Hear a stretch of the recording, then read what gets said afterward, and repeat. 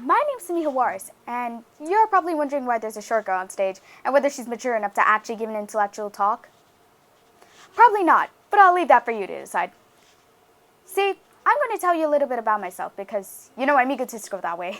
I love reading, writing, and creativity in general, but I'm a teenager, which means I love my phone more. I can't tell you how many times my parents have yelled at me for squinting at a tiny screen, because apparently that can make me go blind. So this is basically the root of all evil. But maybe they had a point. I mean, how many of us sitting in the audience today wish that they could turn back time, say, 10 or 20 years ago, back to the days of hairspray, crazy fashion, teenager childhood memories, and of course, the brick or flip phone? But how many of us would actually last? I'm a girl who's never even seen a pair of bell-bottoms before, although that's probably a good thing. But I can tell you now that the majority of us teens, and probably a lot of grown-ups too, we wouldn't be able to last. Why, might you ask? Well, duh, we wouldn't be able to post about it. We've come to the age now where if we don't post or record or document in any way about something that's happened to us, then it basically never even happened. What I mean to say is, if there aren't at least 140 characters describing what you just did, then you could have wasted 2 hours for all anyone else cares, because as far as they're concerned, that particular event never actually occurred. The way we use our time, that doesn't matter unless it's been approved of by others. In a recent survey carried out in the UK by a group of logicals, it was found that the average teenager spends more than 9 hours digitally engaged on their smartphones and computers, 15 minutes of which is spent taking selfies to send and post online to friends. So we might think that we're controlling our phones, but here's the thing. Our phones, they control us. And if there's anybody who should know this, trust me, it's me.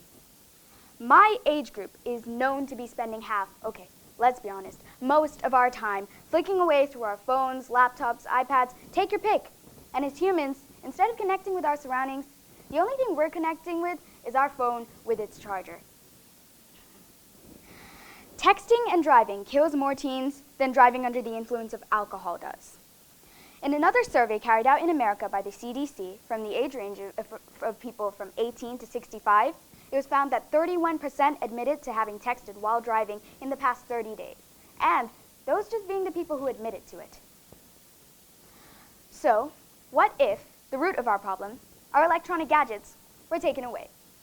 What if we completely stopped using them, unless strictly for work, so work and our passions would always be our main focus? Well, I decided to find out.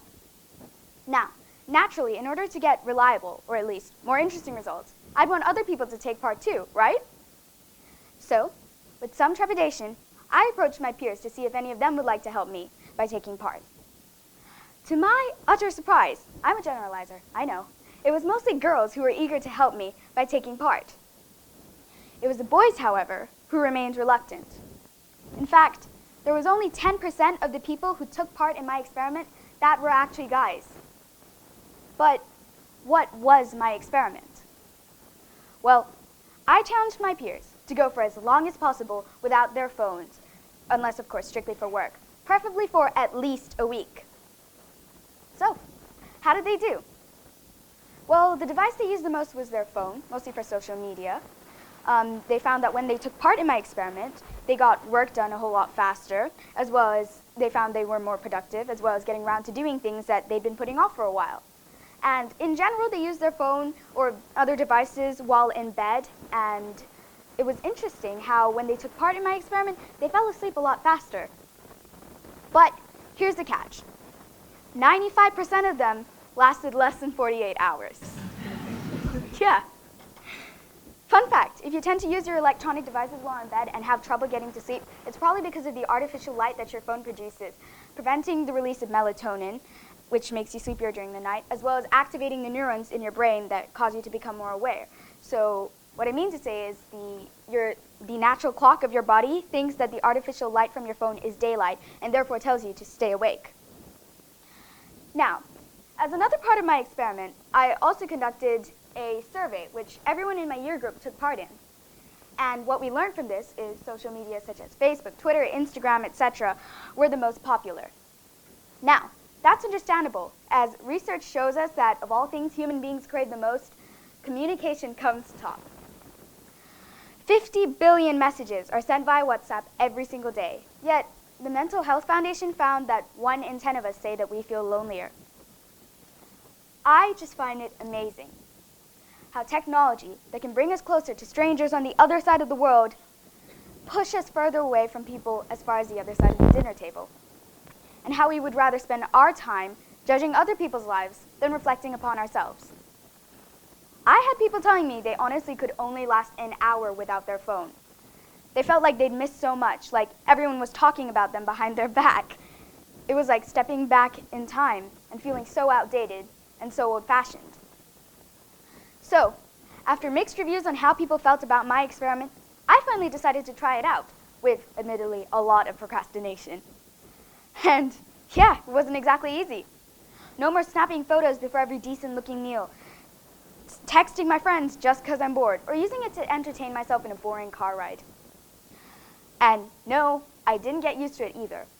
I have grown accustomed to having my phone in my pocket at all times, so I had multiple mini heart attacks when I found that it wasn't where it was supposed to be. But at the same time, I also interacted with my siblings more opportunities to spend time with them, and of course, fight with them. But the lesson I learned ultimately was not, my phone is the root of all evil. So then, what did I learn? Well, you want to know the truth? Life without technology, it stinks. Sure, it makes you try and stay more productive. You're always making sure you're busy and not bored. You find the joy in simple pleasures and get to interact with people that you can actually shake hands with and hug. But at the back of your mind, there's always a voice nagging at you. How many new notifications do I have? Who's texting me right now? The fact is, technology has so deeply affected us is to the point where we can't get it off our minds. So, is that it? Do we just accept that the world is destined to be a bunch of dazed tech zombies who only interact with each other when we're in front of screens? No, because that does not have to be you. How, might you ask? Well, I'd like to leave you all tonight with 3 tips on how to handle technology, which you, as a family, can embrace so that we can all connect outside of the phone charger. Tip number 1, stay in the present. How many of us have experienced this? You're sitting down and trying to have a nice conversation with someone when they decide to pull out their phone, and then, of course, continue their nice conversation, except with someone else, by texting them. So, my advice is stay in the present. You can post about what you're doing later when it's actually done. I mean, I don't know about you, but if I've taken the time to change out of my pajamas to spend time with you, I'd rather you enjoyed my company than somebody on the other end of the phone. And for all you people sitting in the audience and saying, me? I never do that. Come on. You know you do. Even at least once. And yes, it might be important, it might be for work, but at least engage with the person you're with. Let them know who you're talking to. It's just common courtesy. Tip number 2, get hobbies. Get a life. You have to give yourself a reason why you should get off the phone. A hobby, something productive. Maybe you can do it as a family. If you don't have anything other than going on your devices, work or no work, that's not healthy. So allocate tech-free time and do something worthwhile. If sport isn't your thing, try something new, something creative. Remember, the whole reason you're off the phone is for time, not to waste it aimlessly. Lastly, embrace it. As I said, the fact is, technology has become a huge part of our lives, to the point where we can't get it off our minds. But there's no need to be afraid of it. While we, as humans, definitely need to rely on our devices less, the only reason they're harmful is because of us humans. Of course, it's amazing to be able to talk to people on the other side of the world, to find new inspiration and information and be able to share your amazing discoveries. But there's a limit and there's a line, and we have to know not to cross it. So, my 3 tips. Stay in the present, get hobbies, and embrace technology. That's the best advice I can give you. Not just as a teenager, but as a sister, a daughter, and a friend. Thank you. Oh, wait. For all the parents out here in the audience, if your daughter looks down at a text and smiles, that does not mean she has a boyfriend.